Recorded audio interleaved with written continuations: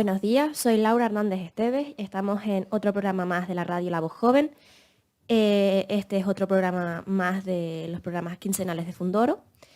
Y hoy es 22 de febrero de 2023, estamos en Carnavales y estoy con Michael Lurín hoy porque vamos a hablar de comunicaciones y, bueno, de cómo sus científicos llegaban, de los que hemos estado hablando, llegaban a través de la isla a los puntos que a ellos les interesaba y en concreto del Camino Chasna. Hola Michael, ¿cómo estás? Muy buenos días, muy bien, gracias. Bueno, viendo aquí de entrada una imagen de los caminos reales de Tenerife de Tomás López del año 1779, se ve claramente que hay tres caminos reales que rodean toda la isla. Una que va desde Santa Cruz hasta Santiago del Teide, que sería el Camino Real del Sur, otro desde Santa Cruz hasta La Orotava, con una desviación al Puerto de la Cruz, y un tercero transversal que va desde La Orotava hasta Vilaflor, hasta Chasna, y ahí se bifurca y sigue y se une al Camino del Sur. Realmente habían, en el siglo XVIII, habían tres caminos de herradura, caminos reales, lo de camino real. ¿Qué son caminos reales, Michael? Realmente debería poder transitar una carreta. Y está claro que el camino Chasna, desde luego, era totalmente imposible, totalmente imposible. En esta época ya, desde Santa Cruz hasta aquí La Orotava, pues sí, ya funcionaba ya con carretas, había que bajarse en algunos sitios y algunos sitios cambiaban, ¿no? Pero desde luego, el del camino Chasna que conocemos aquí, totalmente impracticable para carretas, solamente a pie o caballerizas, es decir, subidos a mulos, asnos, caballos, los señores. Creo que había una pregunta pendiente. Ah, sí, hay una pregunta pendiente del programa anterior, que si no mal recuerdo era sobre quién había sido los primeros en subir al pico del Teide. Bien, pues no está nada claro, no está nada claro. Hay distintas versiones de expertos, no de mí, sino de expertos.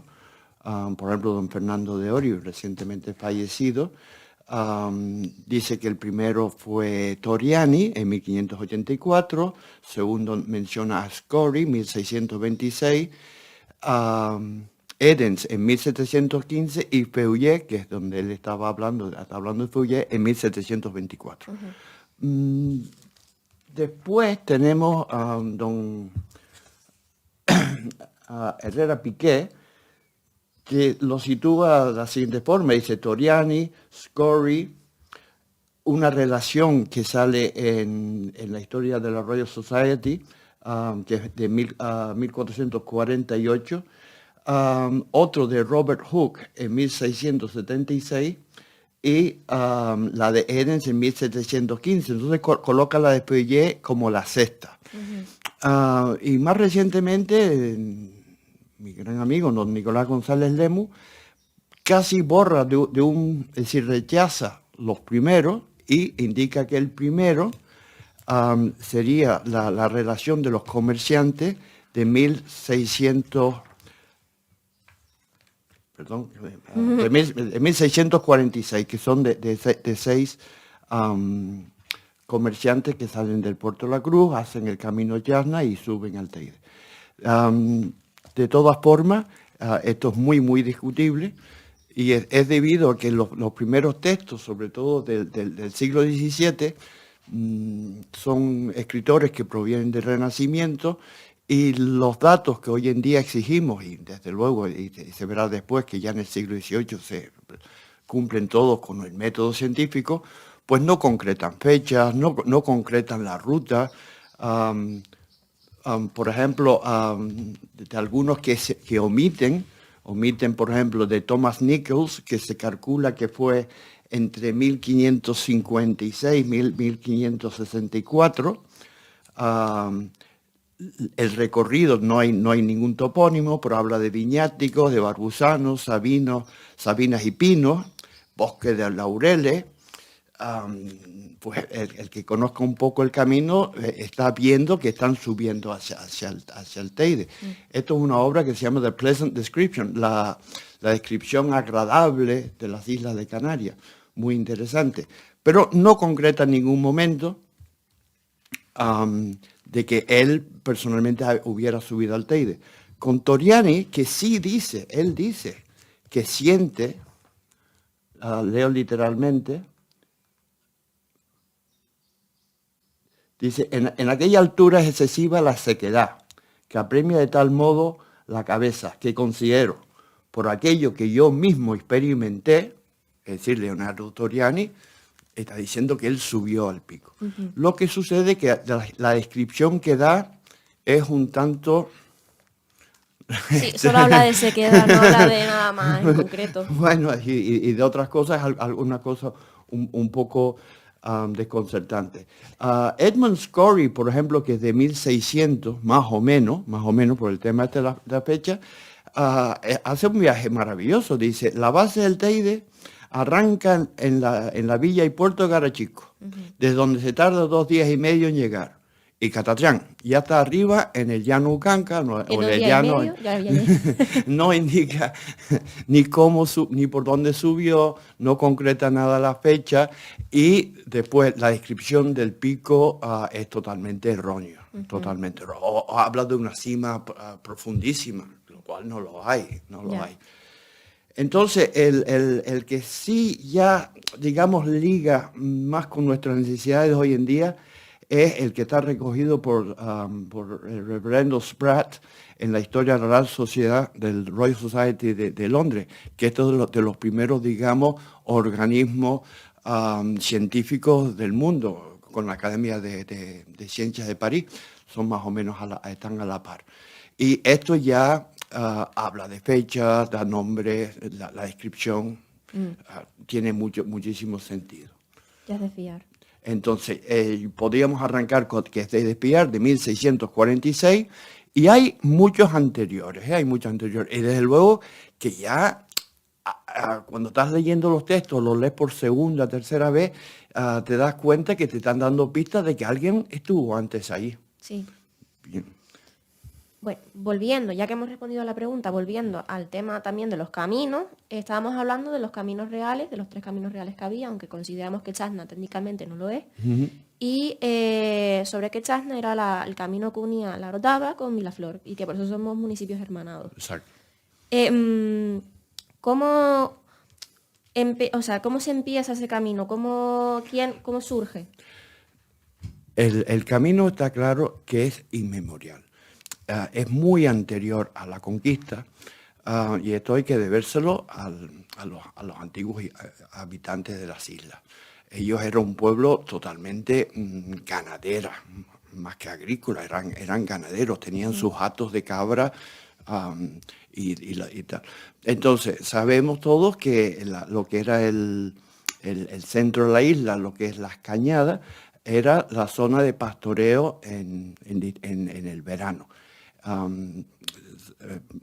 La temperatura en otoño, en invierno, está claro que es imposible para este tipo de cosas, pero durante el verano subía. Entonces, digamos que son los que originan el camino.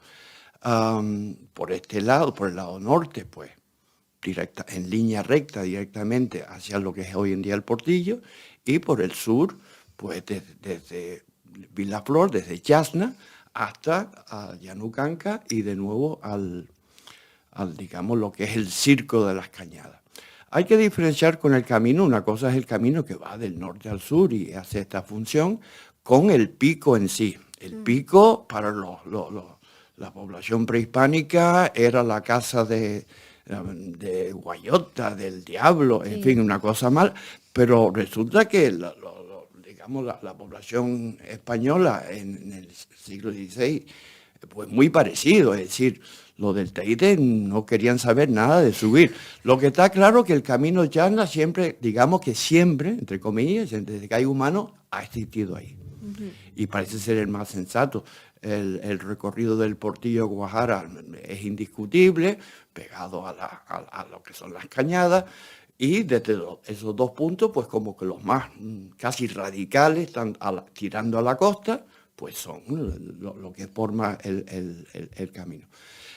El camino de Chasna, pues, digamos, todas las ascensiones, porque claro, tenemos muchísima información por el pico. Quiero decirles que son muchísimos los viajeros, o primero los aventureros, después los primeros viajeros, después a continuación los científicos. Nosotros vivimos una fundación de la historia de la ciencia, por eso le hemos prestado muchísimo atención a este tema. Aquí había mucho interés en lo que se decía el peso del aire, es decir, el uso de barómetros, la medición, o digamos la determinación de la altitud era importante desde el principio, el azufre, la posibilidad de que hubieran otros minerales, es decir, que era muy importante. Pero entonces hay que diferenciar por un lado el camino y por otro lado lo que es el pico. El camino en sí se siguió usando con mucha frecuencia con casi todos los viajeros, porque vas reconociendo de que van por ese camino hasta 1850, 1860.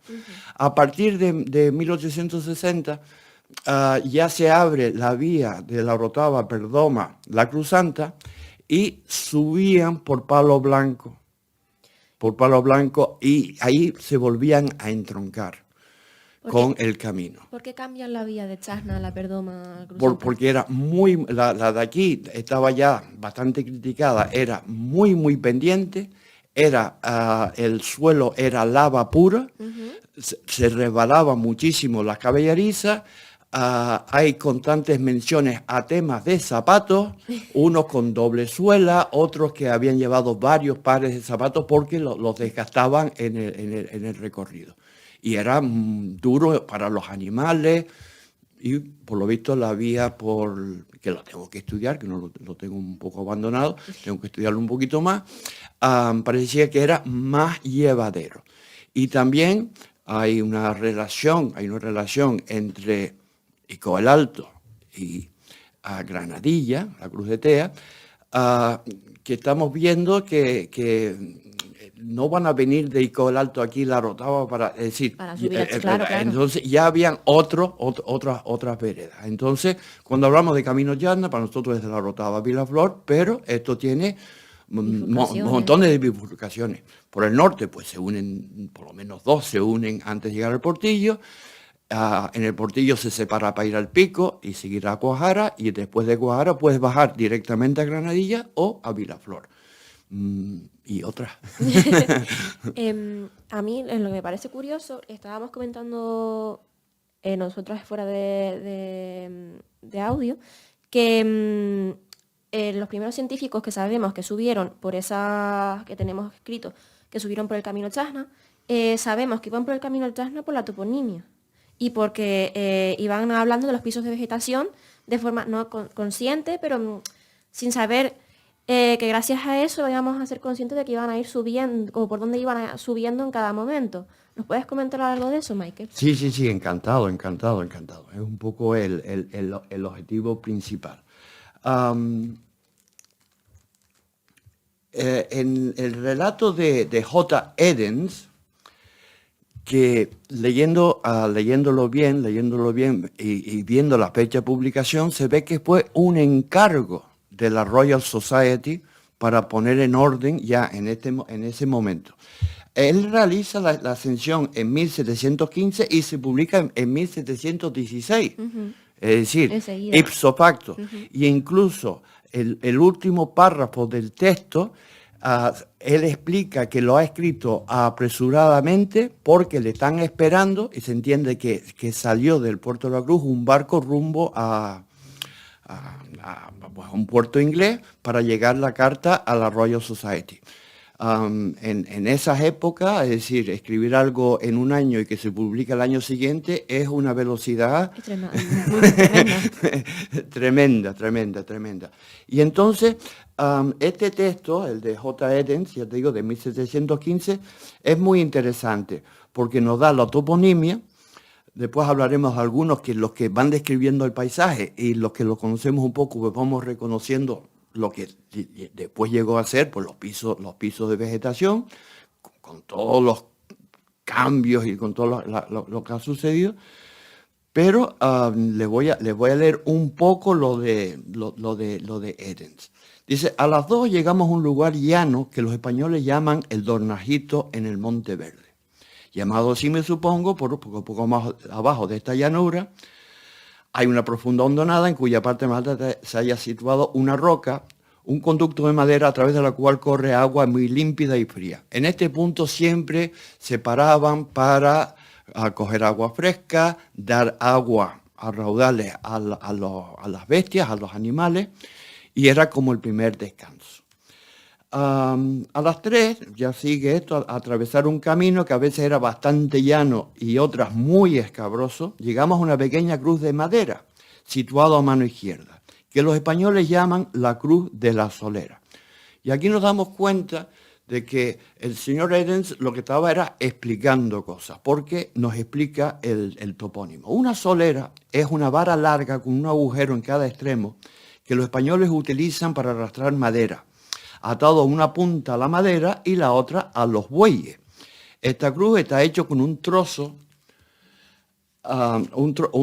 de solera, y es llamado así por este motivo, pero desconozco la causa por lo que ha sido colocado en este lugar, a no ser que se deba a que alguien se haya matado por allí cerca. Puede ser. Es lo más lógico. También vimos en el pico, aquí también vimos el pico ante nosotros, sin que nos vamos situando, aunque habíamos ascendido mucho desde el puerto, a nosotros aún nos parecía casi tan alto que como cuando estábamos abajo, ocultando la blanca nube todavía la mayor parte del pan de azúcar. El pan de azúcar, el sugar loaf, es lo que los ingleses y los franceses también, es como llaman al pico, a la parte de arriba. Vale. ¿Ok? Sugar No lo loaf. sabía. Sugar loaf, sí. El pan de azúcar. Qué curioso. Claro, la traducción no se usa ese topónimo en español, entonces traducirlo el traductor, pues a pan de azúcar es una buena traducción de sugar loaf, pero no es un topónimo canario nuestro, es británico. ¿no? Es británico traducido. Dice, después de cabalgar alrededor de media milla más, alcanzamos la falda de una colina muy quebrada y abrupta. El lugar se llama La Carabela. En él hay muchísimos pinos que crecen a ambos lados del camino durante una gran distancia, tanto a mano izquierda como a mano derecha, uno de los cuales, que desde cercano al camino, nuestro guía deseaba que, es decir, iban con guías estos viajeros, deseaba que observáramos. Tenía una gran rama que en unión a las que estaban sobre ella le daban el aspecto de la parte de la proa de un barco. Esto del pino La Carabela o Monte Carabela se confunde constantemente. Entonces, el pino da como el topónimo, sí, pero aparte del pino, que el pino no es eterno, había un monte. El monte es más duradero y entonces al final ya aparece como Monte Carabela. Claro, se traspasa la toponimia del pino al monte, porque el pino a lo mejor en una tormenta se cayó al suelo. Sí, que después que lo vamos a comentar. Ok, un poquito más adelante dice, a las 5 menos cuarto llegamos a la cima de esta alta, escabrosa y abrupta montaña, en la que crece un árbol que los españoles llaman el pino de la merienda. Sí, es un gran árbol y está quemado en la base como si hubieran hecho fuego contra él. Y en la parte quemada salía trementina, de la que me llevé un poco. A escasas yardas de este árbol hicimos un fuego donde descansamos, comimos y dimos pienso a los caballos. Me salto un poquito y seguimos un poco con las escrituras. Dice, a las 6 menos cuarto partimos de nuevo y a las 6:30 alcanzamos el portillo, que en español significa una brecha o un desfiladero. Es como la puerta de entrada al Circo Las Cañadas. ¿Ok? Vimos el pico ante nosotros a 2 leguas y media, con la cima todavía cubierto con una nube. Y nos dijeron que ya habíamos recorrido unas 2 leguas y media desde nuestra salida del puerto. A las 6:30 llegamos a las faldas del Teide, etcétera, etcétera. Entonces ya sigue hacia arriba porque el pico lo vamos a dejar, porque estamos con el camino Charna. Estamos con el camino Charna. Bueno, pues los topónimos hacia arriba son la estancia de los ingleses, English Station, la estación de las rocas, el mismo sitio. Después está Altavista, que pero vamos, la Altavista es muy cercano a nosotros, pero eran los puntos, y después ya subiendo, pues tenemos el Malpaís y ya el pico en sí. Pero eso lo dejamos para otro. momento. Desde que Eden sale, han pasado... sale a las 3. Sí, lo de las horas también es un poco difícil de calcularla.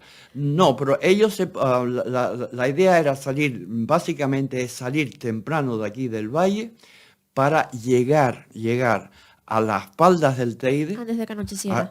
antes de que anocheciera. Sí. Y ahí está la discusión, porque claro, subían un poco donde la estancia de los ingleses es muy abajo, no es en Altavista, es bastante abajo, donde hay dos rocas, dos boliches estos grandes del Teide, que llamaban la estancia. Hay uno que lo critica después porque llaman esto así, los ingleses, que les gusta la comodidad, y era un sitio incomodísimo, no había leña, en fin, el frío que pasan todos es tremendo, ¿no? Es una constante.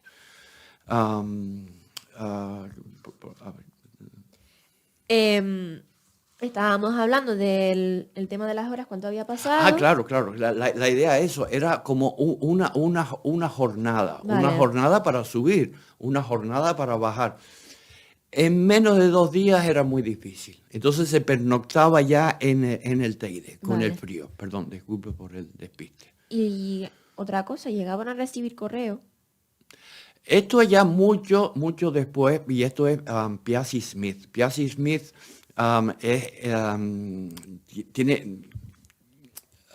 tiene dos lugares de estancia.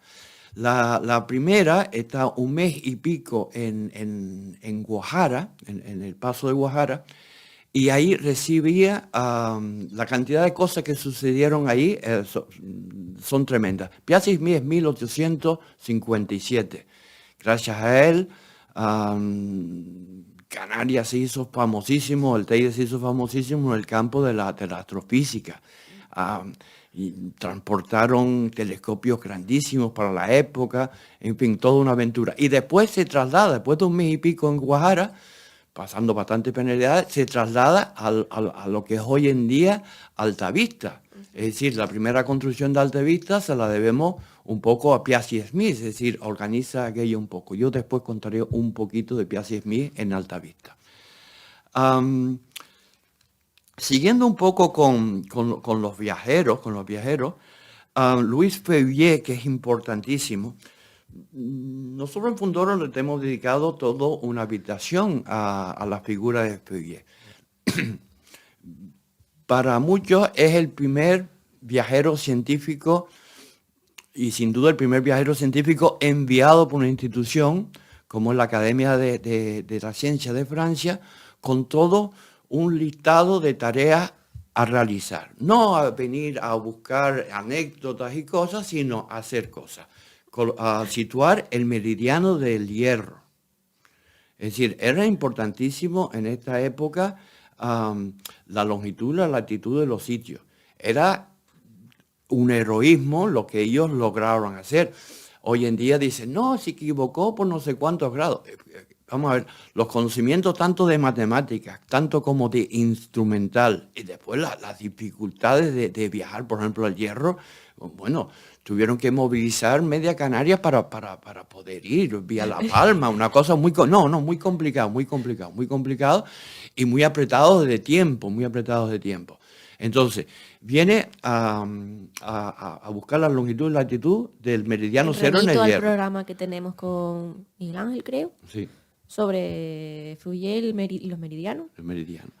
Después también tenía que situar bien el Teide, medir la altura del Teide.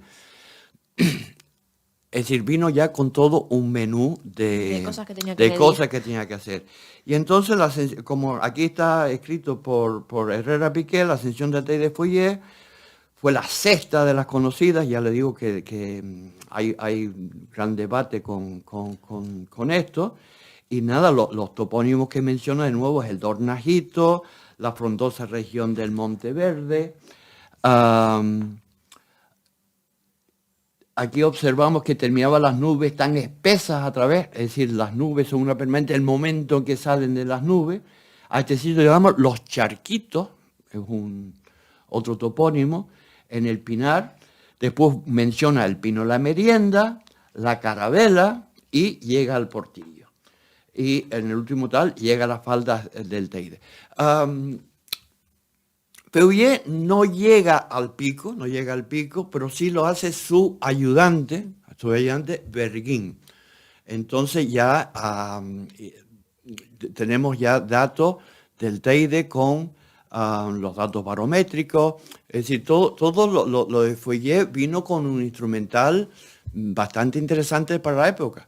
Pero los que vinieron, digamos, 2 generaciones después, estamos hablando sobre todo de Borda en 1780, más o menos, ya vinieron con un material que había dado pasos gigantes. Es decir, tecnológicamente sí, hay un salto brutal.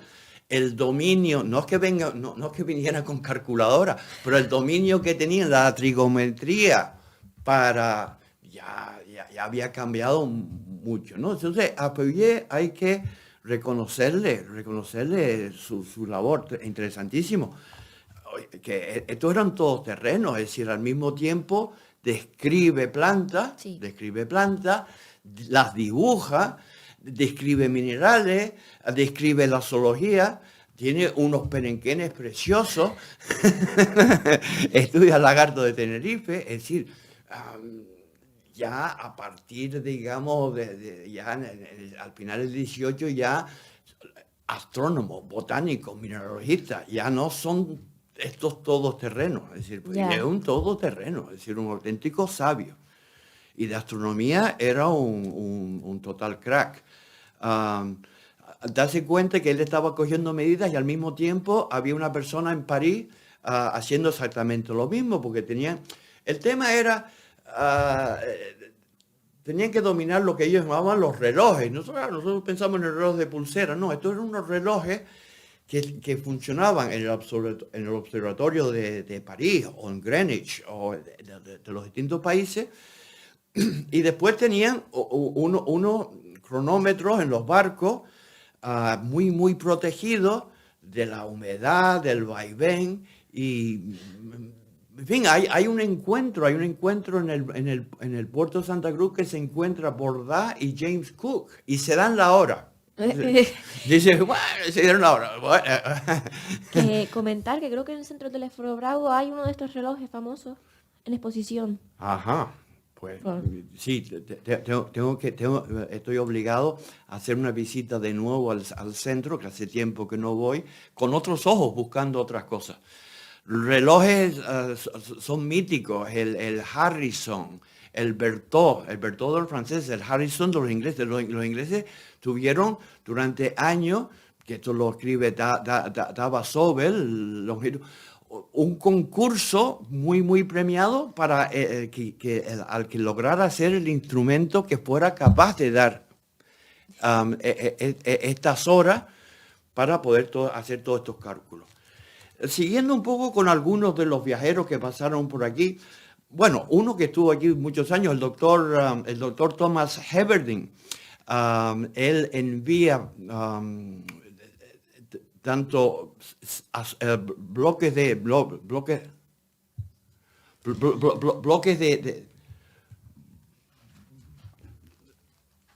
manda azufre a la Royal Society, donde Henry Cavendish, un famoso científico de la época, describen. Entonces, aquí, digamos, no que descubren, porque ya estaba aquí, pero era el natrón. El natrón es un producto con espíritus de ácidos, ¿no? Perdón, en español lo llamamos el salitrón. Parece ser el natrón o el nitrum de los antiguos, en fin. Muchísima información. El camino van cogiendo cosas. Después está George Glass, 1761. George Glass es el que hace la mejor descripción de Canarias en su época y es el libro que tienen todos los ingleses.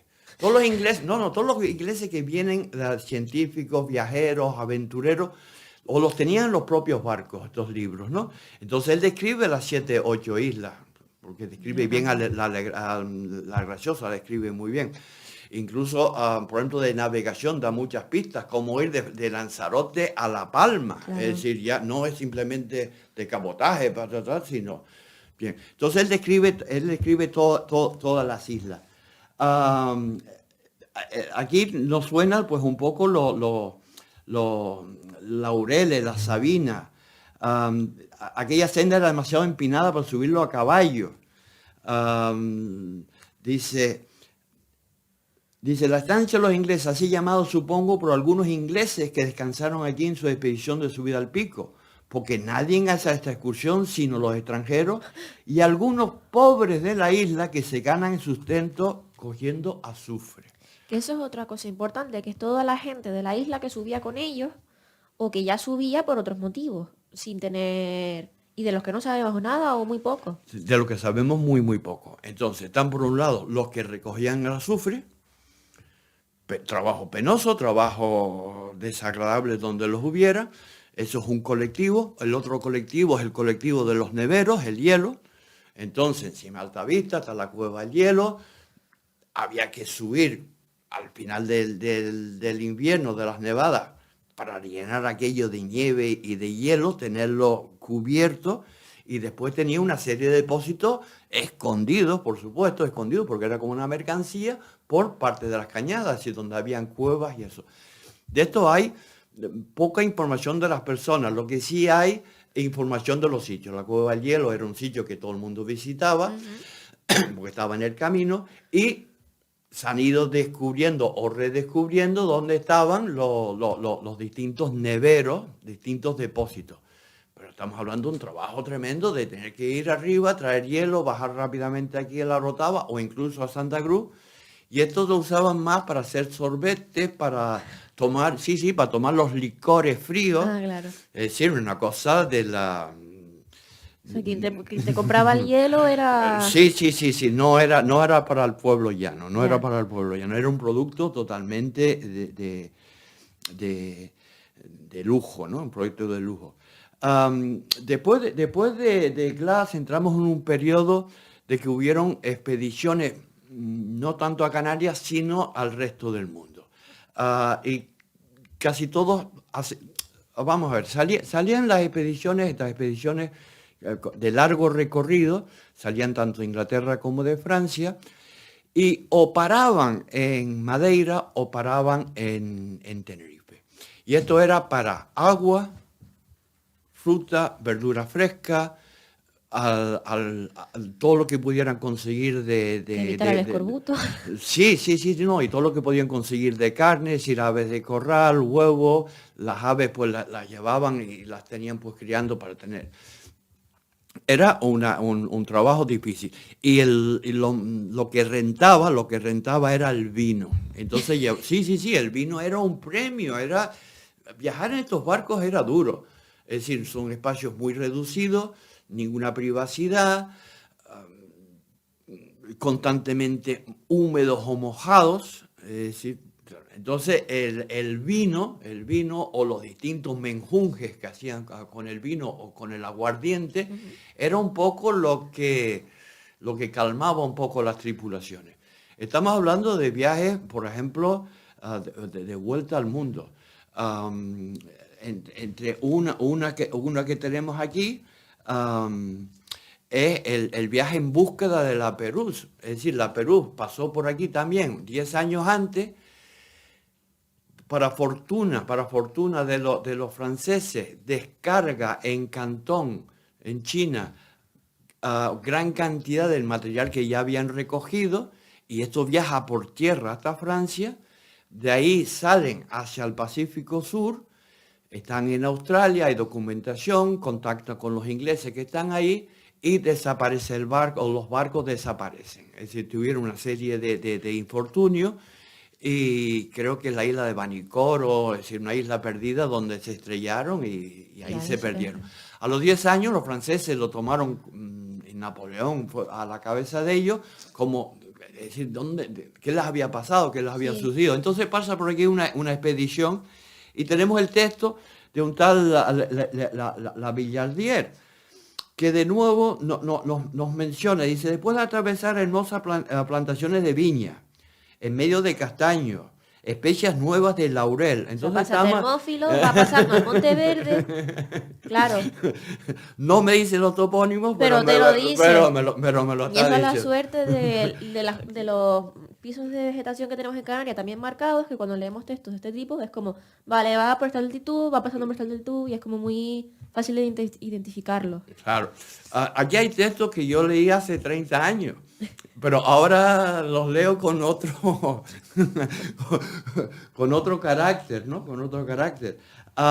Otra expedición curiosa que pasó por aquí fue la expedición de Lord Macartney, que era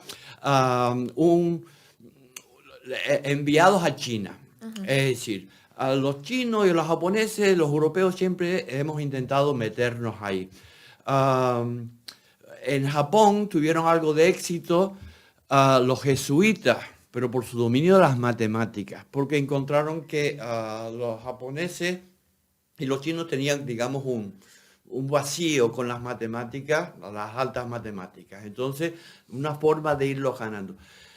Entonces va una embajada cultural británica con 2 barcos, sí, Lord Macartney al frente, lleno de científicos y lleno de regalos y detalles, porque querían abrir los mercados en China.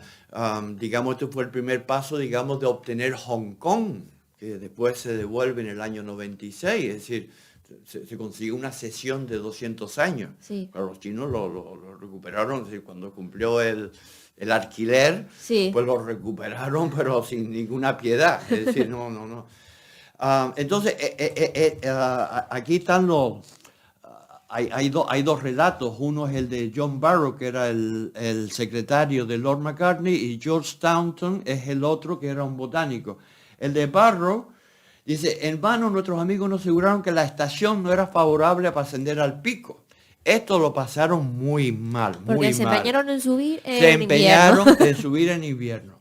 Dice, bordeaba un barranco profundo, lleno de gruesos castaños, brezales, el nombre de Monteverde, sino Siempre, de siempre nuevo, Monteverde. Monteverde. Los guías nos anunciaron que la montaña se estaba formando una tormenta. Nos vimos obligados a pasar la noche bajo protección de una ancha roca, es decir, en medio de la nada, imaginado. La mañana no trajo ninguna esperanza de un cambio de tiempo favorable a nuestros deseos. Aterridos por el frío, la humedad, cansados y enfermos, la mayoría de nuestros compañeros de viaje adoptaron la opinión de los arrieros, que era la de regresar al puerto. Solo 4 decidimos continuar la ascensión, que después tuvieron que abandonarlo. Dice, fue necesario regresar al lugar donde habíamos pasado la noche. Si volvieron a pasar la noche en sitio que lo pasaron fatal, los que se empeñaron en subir. Es decir, que no todas las ascensiones son con éxito, sino, vamos, que era un tema difícil. ¿Tenerife no siempre tiene seguro de sol? No, desde luego que no, desde luego que no. Desde que ellos mencionaban ciertas épocas del año buscando guías y caballos, porque todo esto había que buscarlo, ya les ponían rápidamente que claro. Era imposible, pero muchos se empeñaban. Otro que se empeñó 2 veces y fracasó fue Ledru. Ledru vino con la primera expedición de Baudin, que iba al Caribe. Esto, la Bella Angelique, que es el barco, tuvo una tormenta terrible. Llegaron vivos a Santa Cruz de Milagros, amarrados al palo mayor. Total que el barco estuvo 9 meses en Santa Cruz reparándolo.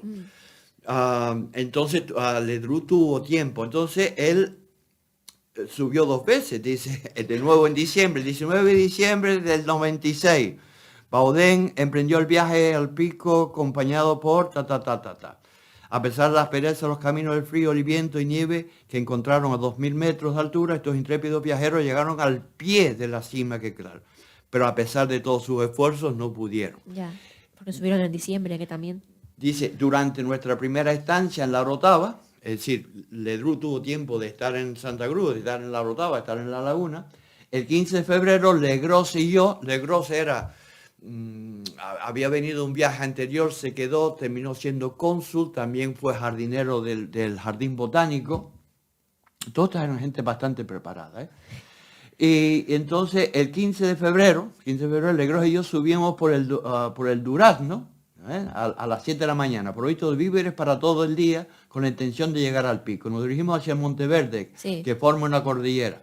Pero esto es nada, esto dice campo tal. Nos perdimos en un monte bajo de laureles y brezos, se fueron saliendo del camino de atrevidos, sí, y se terminaron perdiendo.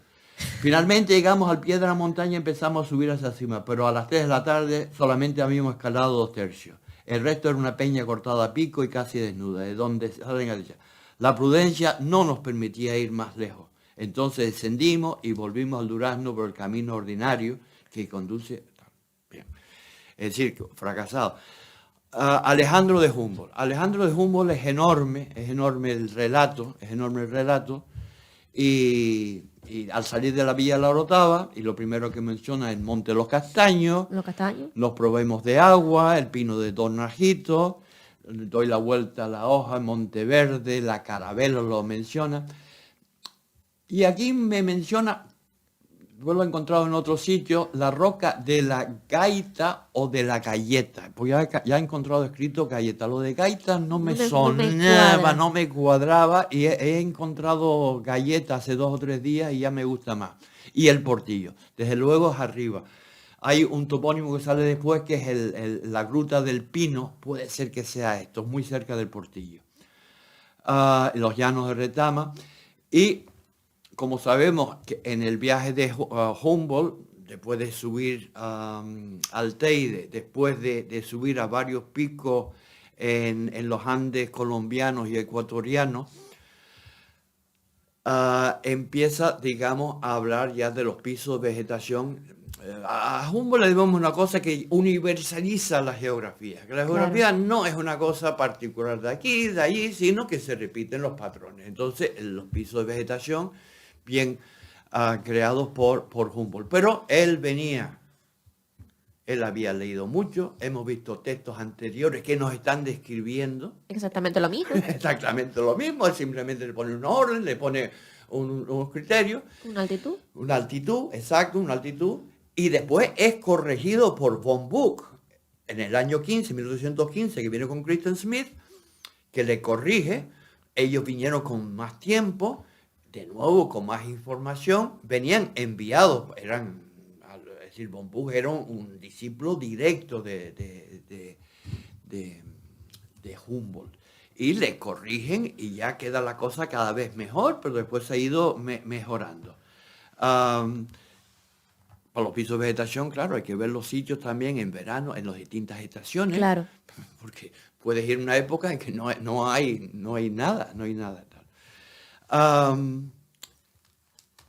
Después vino aquí la expedición de la segunda de Baudin, y el protagonista, digamos, de los escritos es Boris de Saint-Vicent. Boris de Saint-Vicent tiene una biografía particular suya de mucho cuidado.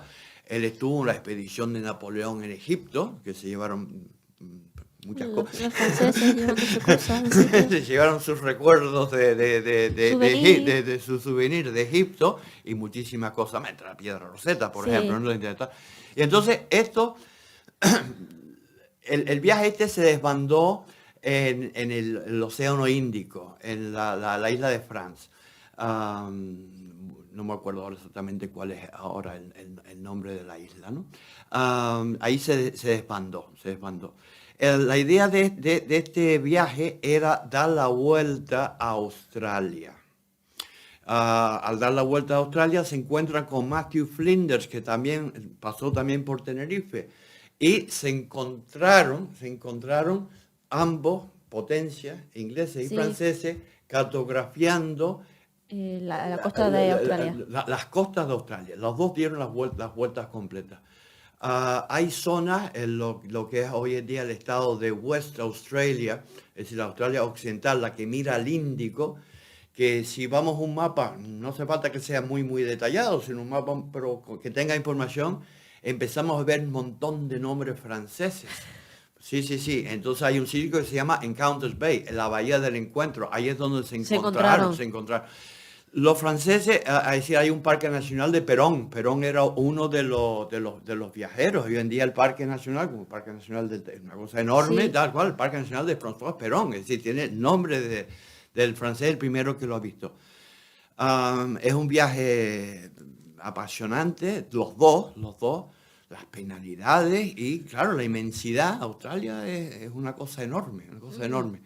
Y este viaje pasó por aquí. Boris Saint-Vincent era muy, muy francés. Dice, no describiré las circunstancias de un viaje al pico, que se encuentran empresas por todas partes. Es decir, él lo daba ya como viene el paso. por vendido. Pero él menciona el Monteverde, porque bueno, él dice que no y después empieza a escribir de todo el Pino de la Merienda, Monte Carabela, los menciona. Después sorpresa, por ejemplo, Van Langsdorff en 1803 viene con la primera expedición rusa. Los rusos lo que estaban buscando era una forma de colonizar Siberia.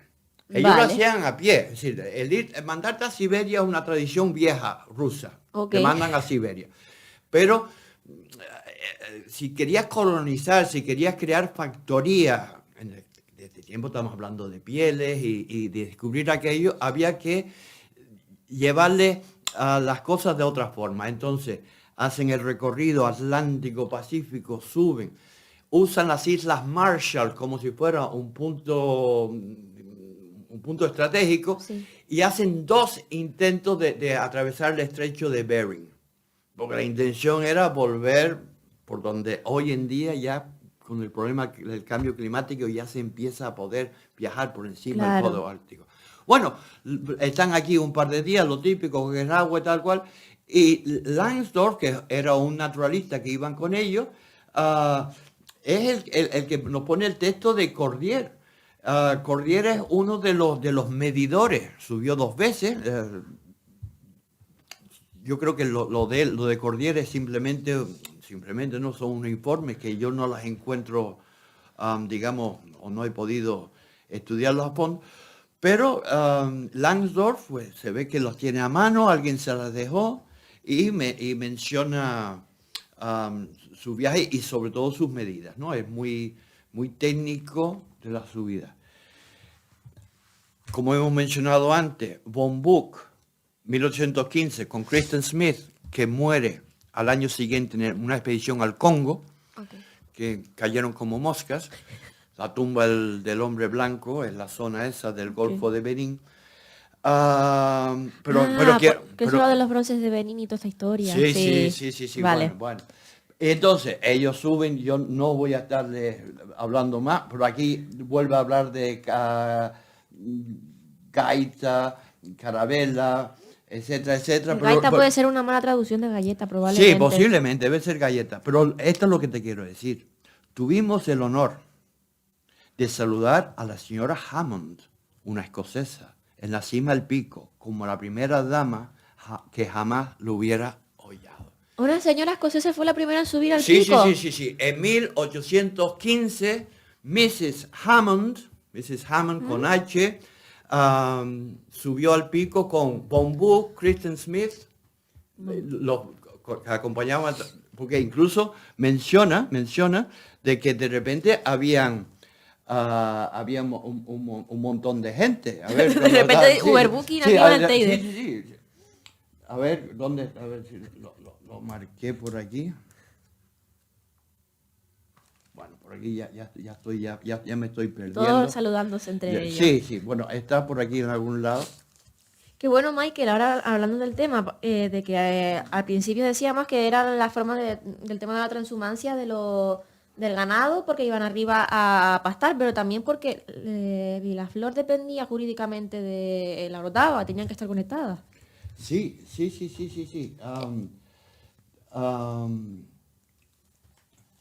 Sí, Camino Llana, que une el norte con el sur. La villa era la cabeza del partido judicial, claro, al que pertenecían algunos pueblos del sur. Como comentamos antes, había un trasiego comercial. Dense cuenta que durante un periodo el puerto de la Cruz se usaba bastante y estaban ahí las agencias inglesas, entonces había algo de comercio que iba al sur, por aquí. Del sur venía la losa llanera, venían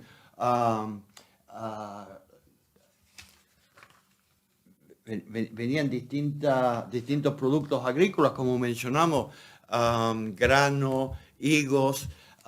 Se intercambiaban entre el sur y el norte.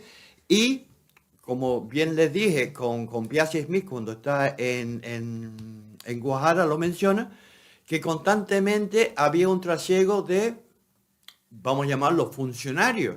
Es decir, iba documentación de la Rotava a Vilaflor. Vilaflor. Y por eso cuando me preguntabas por si recibían correspondencia, digo, efectivamente, recibían correspondencia, pero con muchísima frecuencia. Y no es que lo diga, no, hay un gran servicio postal, no, no.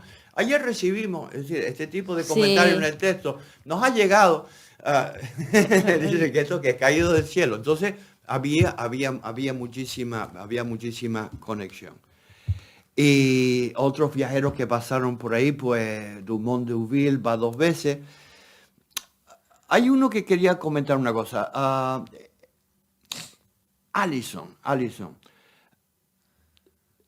Él sube 2 veces en 1827-28. Él se queda... Él se...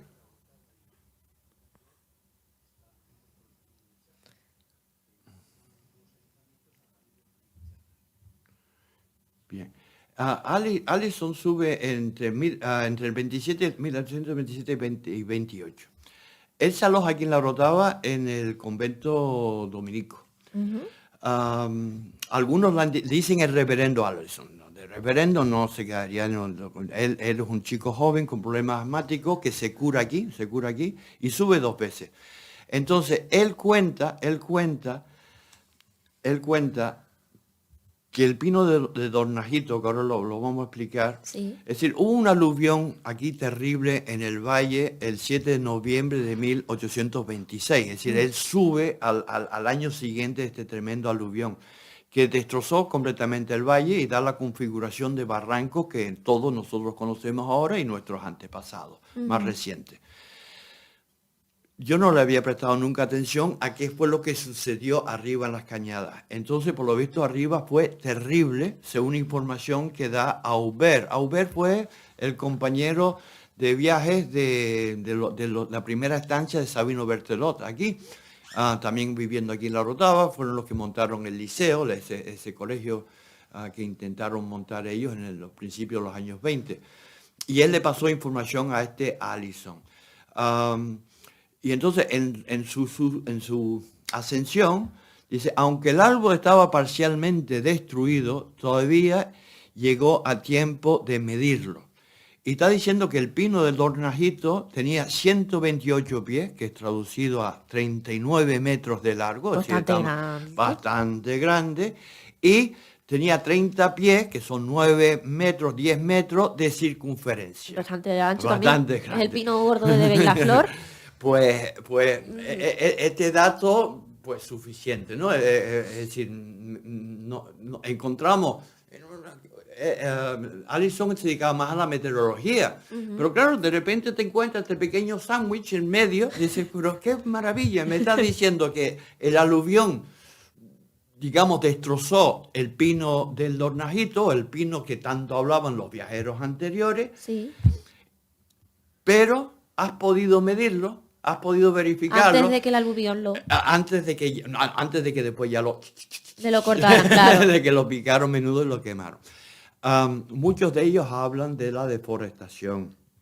Es decir, por ejemplo, Von Buch dice, no veo tantos como dice don Alejandro. Y Claro, estamos hablando de 15 años de diferencia. Claro. Y él también puede ser las épocas que del año, tal, pero no. Van contando constantemente de que hay mucho hacha, mucho corte. Tal. Es que los documentos, la gente que hace paleoecología y todos estos asuntos utilizan mucho los textos históricos para saber qué ha ocurrido entre una etapa y otra.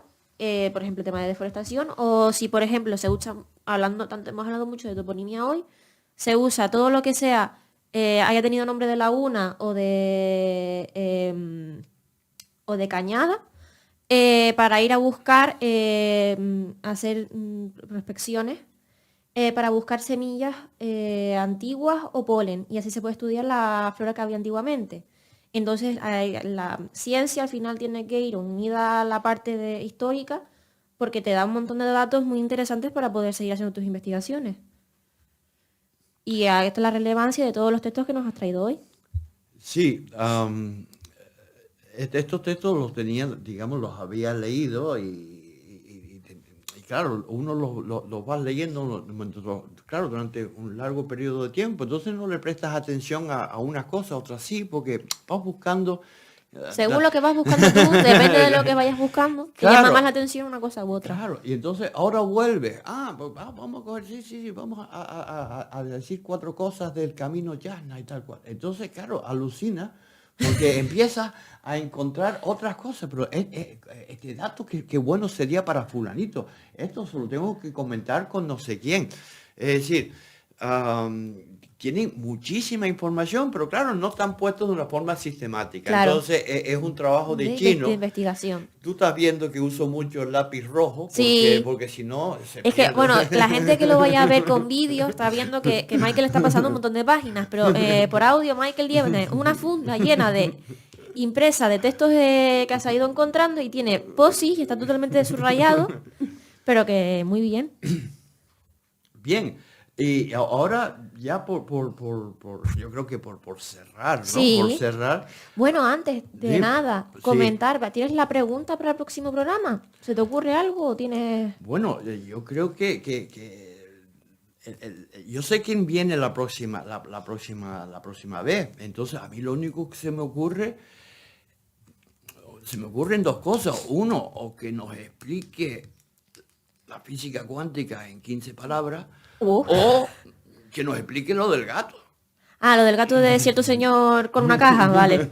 Que nos explique lo del gato. Pues ya a mí me gusta la del gato. Si el gato está, si no está, si está vivo, si no está vivo, es decir. Me gusta la del gato. Pues, La vamos a dejar entonces, para el próximo programa. Vamos a dejar la del gato, la del gato. Y nada, a mí me gusta pues también mencionar un poco a la gente, ¿no? Estoy viendo aquí, por ejemplo, de Lavoisier. Dice, sin embargo, tras nuestra insistencia nos indicó el mejor guía de la Rotava. Pérez. El mejor guía de la Rotava. Pérez, a quien mandamos a buscar inmediatamente. Pérez llegó, pum, pum. Entonces, quería mencionar simplemente, y estos datos me los da don Tomás Méndez, en su libro Antecedentes históricos del Tei de las Cañadas, me habla de Cristóbal, que subió con el padre de Oscar Wilde, Okay. don Ignacio d'Horta, que lo menciona en primer lugar, Jules Leclerc y varios franceses más lo menciona a continuación, y sobre todo inmortalizado por Julio Verne. Porque hay una obra de Julio Verne también digno de ver, digno de echarle un vistazo, porque se ve cómo trabajaba Verne, y entonces la obra se llama La Agencia Thomson y Compañía. Ajá. Es muy visionario porque de 1900 ya está hablando de las compañías grandes de viaje, ¿no? Lo que conocemos ya ahora. Thomson y Company, una agencia de viaje. Sí, como Ryanair. Sí. Entonces organiza un charter en barco por las Canarias y tal, y lógicamente hay una aventura tremenda. Y bueno, dentro de la aventura está una subida al Teide, y el gran guía en jefe es don Ignacio d'Horta, es decir, en Julio Verne, que existió. Sí. Este hombre tiene donado un libro de firma en el Centro de Interpretación. Ah, vale. Que también será otro tema pues a estudiar, porque Sí. por lo visto pues es alguien que empezó a tomar nota de quiénes son estas personas. Entonces ahí tiene que haber algún que otro sorpresa. Sí. Bien, ¿qué más? Lorenzo el Morisco, que acompañó a Olivia Stone, que no hemos hablado de ella, pero ya hablaremos de Olivia Stone, viajera tremenda, 2 volúmenes, es decir, recorre todas las islas, no deja piedra sin girar, sin todo lo mira. Lorenzo el Morisco se anunciaba incluso en un libro de viajes que había de George Trettel. Sí, se anunciaba, todo aquí, tal cual. Guía oficial del Teide a principios del 19, José Bettencourt Miranda, conocido como Pepe el Moño. Esto me lo dice don Tomás. Después, Pérez de Lavoisier y Manuel Reyes, que es el que subió con Burton y con varios más en la década de los 60 del siglo XIX. Okay. Quedan muchísimos textos por ver, muchísimos Y esto solo es el camino de... Esto es de Camino Llana y me he quedado más o menos en 1840 Sí, porque seguir era ya un medio disparate. Lo que quería decir, quería hacer un poco de propaganda. muy bien. No de propaganda, no de propaganda. Homenaje a dos. Bueno, ya lógicamente no encuentro el papel. Ah, sí, sí, está aquí. Hay dos tochos. Uno se llama Recuerdos del Teide, Nicolás González Lemus, editor. Está editado por Idea del año 2009. Este tochito tiene 616 páginas. Primero hace una especie de historia, ¿no? Por siglos, y después hace una especie de enciclopedia, siglo por siglo, o digamos cronológico, de todas las menciones al Teide. Es infinito. Hay muchísimas menciones de los que pasaban con los barcos. Claro. Tense en cuenta que el Teide era importantísimo, que tú... Era el faro. Era como un faro, te daba confianza al capitán en el sentido que vamos bien con nuestras medidas y tal, pero a los que estaban, ya sean los marineros o los viajeros, pues no nos está engañando, aquí está el Teide, Claro. vamos de camino a Australia, vamos camino al Índico, vamos camino a América.